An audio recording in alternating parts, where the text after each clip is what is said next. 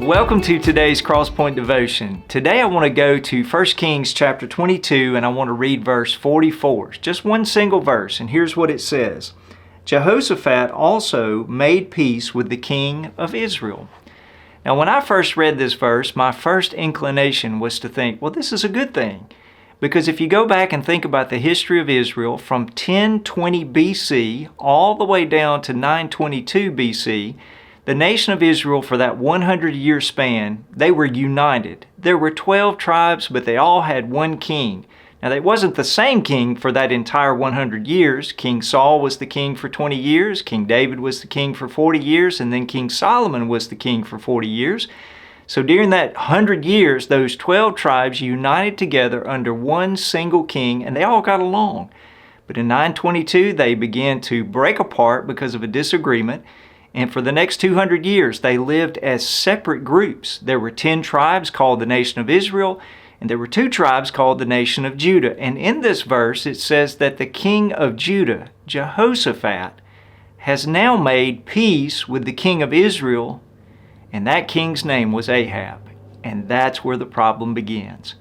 You see, King Ahab was one of the most wicked kings that Israel ever had. He was married to a woman named Jezebel, and Jezebel and Ahab together led the nation of Israel further and further and further away from God. In fact, they began to encourage the people of Israel to worship false gods. So when we read in 1 Kings chapter 22, verse 44, that King Jehoshaphat, the king over the 2 tribes in the south, the king of Judah, made peace with the king of Israel, that's not a good thing.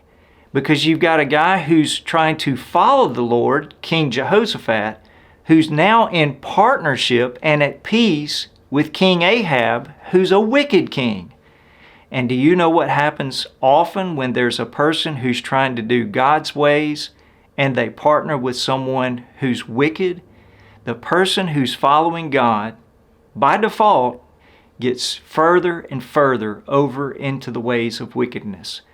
Well, we already have seen this before you get to 1 Kings chapter 22.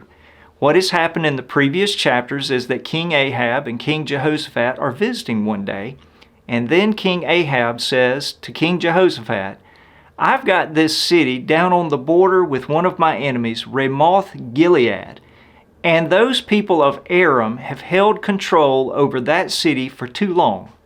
I would like for you to partner with me, and the 2 of us bring our armies and go down to Ramoth Gilead, and let's take that city back because it really belongs to me and not my enemy Aram. Well, the 2 of them decided against better judgment to become partners. They were warned by a prophet named Micaiah not to go to war together because God was going to cause both of them to lose their armies and be defeated by the enemy. But they ignored the prophet of God's warning and instead decided to make this battle. And when they got there, it went just like the prophet Micaiah had said. Those 2 armies, Israel and Judah, were defeated, and Aram won the victory. What this reminds us is this. We need to be really careful when we enter into spiritual partnerships with people who don't have the same spiritual commitment. Now, we need to have friendships and relationship with people who don't know the Lord Jesus Christ. That's how we witness to them. That's how we share the gospel, is because we have relationships and friendships with people who don't know Him.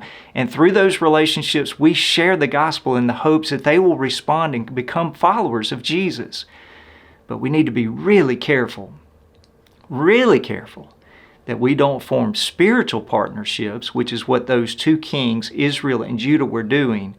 We need to be careful we don't form spiritual partnerships with people who don't have the same spiritual commitment to the Lord. Because when we do that, we're unequally yoked. That's what it's called in the New Testament.